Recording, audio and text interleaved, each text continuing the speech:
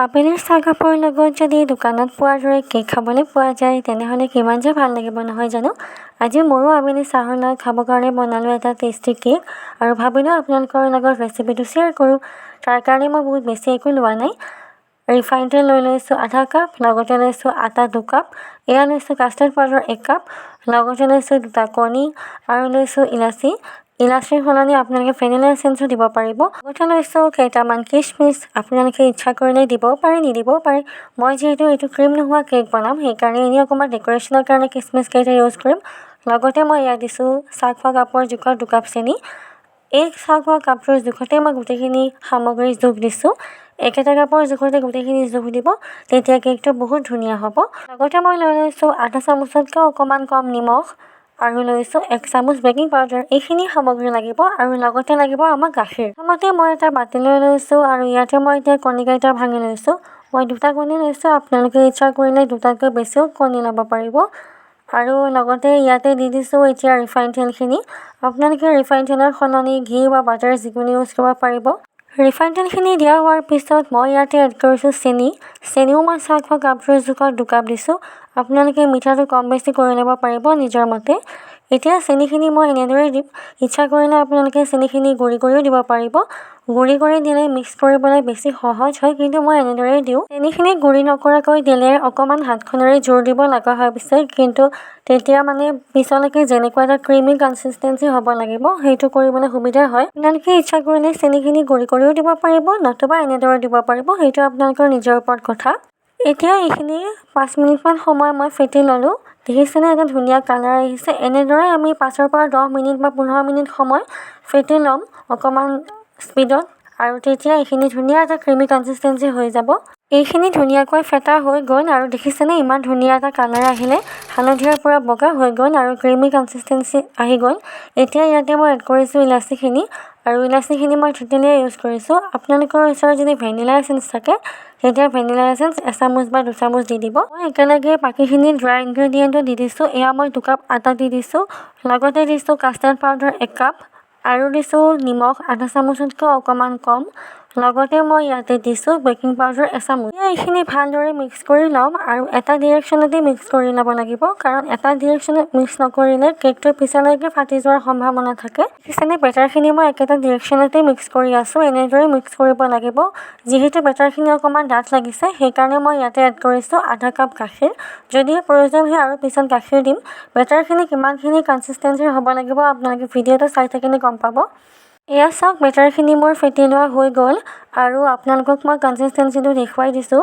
চামুচখনেদি যেতিয়া মই বেটাৰখিনি পেলাই দিছোঁ তেতিয়া এটা ৰিবনৰ দৰে তলৰ ফালে পৰি গৈছে, দেখিছেনে? ইমানখিনি কনচিষ্টেঞ্চিৰ হ'ব লাগিব, ইয়াতকৈ পাতল বা ডাঠ নকৰিব। এতিয়া এটা ধুনীয়া পাৰফেক্ট কেক হ'ব। এয়া মই কেকটো বেক হ'বৰ কাৰণে এখন কেৰাহী পাতি দিছোঁ আৰু তাত মই নিমখ দি দিছোঁ। লগতে এখন প্লেট দি দিছোঁ, নৰ্মেল প্লেট এখন। আপোনালোকে ইচ্ছা কৰিলে ইয়াতে ষ্টেণ্ডো ইউজ কৰিব পাৰিব।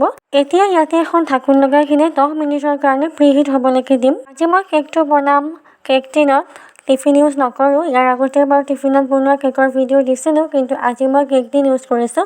আৰু কেক টিনটো এতিয়া ৰিফাইন তেল আৰু আটাৰ সহায়ত ধুনীয়াকৈ গ্ৰীছ কৰি ল'ম। আপোনালোকে ইচ্ছা কৰিলে ইয়াতে বাটাৰ পেপাৰো ইউজ কৰিব পাৰিব।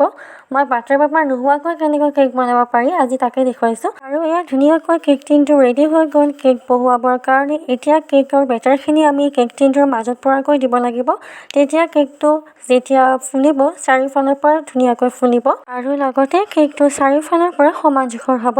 কেতিয়াবা কোনোবা ফালে বেকা হৈও যায় নহয় জানো, এনেকৈ দিলে চাৰিওফালৰ পৰা সমানে হ'ব। এতিয়া মই কেক টিনটো এনেকৈ থপথপাই দিলোঁ বেটাৰখিনি দিয়াৰ পিছত। এতিয়া ইয়াতে দিছোঁ কেইটামান কিচমিচ, যিহেতু মই ক্ৰীম ইউজ নকৰোঁ সেইকাৰণে কিচমিচ কেইটাৰে অকণমান ডেক'ৰেশ্যন কৰিছোঁ। আপোনালোকে ইচ্ছা কৰিলে ইয়াতে টুটি ফ্ৰুটি ইউজ কৰিব পাৰিব। এইফালে কেৰাহীটো প্ৰিহিট হৈ গ'ল আৰু মই কেক টিনটো বহুৱাই দিলোঁ ইয়াতে। কেক টিনটো ভালদৰে বহুৱাই দিয়াৰ পিছত মই ইয়াতে ঢাকোন লগাই দিম আৰু 45 মিনিটৰ কাৰণে কেকটো বেক হ'বলৈ দিম। আধা ঘণ্টাৰ পিছত কেকটো কিমানখিনি সিজিছে চাওঁ বুলি ভাবিলোঁ আৰু তাৰ কাৰণে এখন চুৰি সোমোৱাই কিনে চাই লৈছোঁ। এইটো কেকটো ভালদৰে সিজিবলৈ এতিয়াও সময় আছে, কাৰণ চুৰিখনত এনেদৰে লাগি আহিছে। যেতিয়া কেকটো হ'ব তেতিয়া এনেদৰে চুৰিখনত লাগি নাহিব। এইটো ভালদৰে কেকটো সিজা নাই সেইকাৰণে 15 মিনিটৰ কাৰণে আকৌ বেক হ'বলৈ দিম আৰু 15 মিনিটৰ পিছত আমি কেকটো চাম। 15 মিনিটৰ পিছত আকৌ এবাৰ চালোঁ কেকটো কিমানখিনি সিজিছে। এইবাৰ পিছে লাগি অহা নাই কাৰণ এইবাৰ কেকটো হৈ গৈছে। কমপ্লিট 45 মিনিটৰ পিছত কেকটো বেক হৈছে। কেকটো যিহেতু হৈ গ'ল, এতিয়া মই কেৰাহীৰ পৰা নমাই আনিছোঁ আৰু এনেকৈ ঠাণ্ডা হ'বলৈ দিছোঁ। কেকটো ঠাণ্ডা হোৱাত চুৰি এখনেৰে এনেদৰে চাৰিওফালৰ পৰা এৰুৱাই দিছোঁ। তেতিয়া উলিয়াবলৈ সুবিধা হয় আৰু তাৰপিছত এখন প্লেটৰ ওপৰত কেকটো থৈ লৈছোঁ। দেখিছেনে কেকটো ইমান ধুনীয়াকৈ ফুলিছে আৰু ইমান স্পঞ্জি হৈছে। আপোনালোকক মই কেকটো কাটি দেখুৱাই আছোঁ। আপোনালোকেও এনেকৈ আপেল চাহকাপৰ লগত কেক বনাই খাবচোন। কেকটো মই আপোনালোকক ওচৰৰ পৰা দেখুৱাই দিছোঁ। দেখিছেনে কিমান ধুনীয়া হৈছে, একেবাৰে ফৰফৰীয়া হৈছে, ড্ৰাই কেকৰ দৰে। এনেদৰে কেক বনালে আপোনালোকেও এনেকুৱা দোকানত পোৱাৰ দৰে ধুনীয়া ড্ৰাই কেক খাবলৈ পাৰিব। আপোনালোকক মই কেকটো কাটি দেখুৱাইছোঁ। চাওকচোন ভিতৰৰ ফালেও কিমান ধুনীয়াকৈ সিজি গৈছে। এনেদৰে কেক বনালে একেবাৰে এটা পাৰফেক্ট কেক হয়। আপোনালোকেও এইখিনি জোখ-মাখ ফ'ল' কৰি কিনে কেকটো বনাই খাব আৰু আপুনি চাহকাপৰ লগত ধুনীয়াকৈ জুতি ল'ব। কেকটো দেখিছেনে কিমান ধুনীয়া হৈছে আৰু ধুনীয়া এটা হালধীয়া কালাৰ আহিছে কাষ্টাৰ্ড পাউডাৰ দিয়াৰ কাৰণে। লগতে বহুত ভালো লাগে খাই কাষ্টাৰ্ড পাউডাৰ দিয়া কেক। আশা কৰোঁ আপোনালোকে নিশ্চয় এই ৰেচিপিৰ ভিডিঅ'টো চাই ভাল পাইছে। যদিহে ৰেচিপিৰ ভিডিঅ'টো চাই ভাল পালে তেনেহ'লে ভিডিঅ'টো লাইক, কমেণ্ট, শ্বেয়াৰ কৰি দিব। লগতে মোৰ ইউটিউব চেনেলটো প্লিজ ছাবস্ক্ৰাইব কৰি দিব নতুন নতুন ভিডিঅ'সমূহ পাই থাকিবৰ কাৰণে।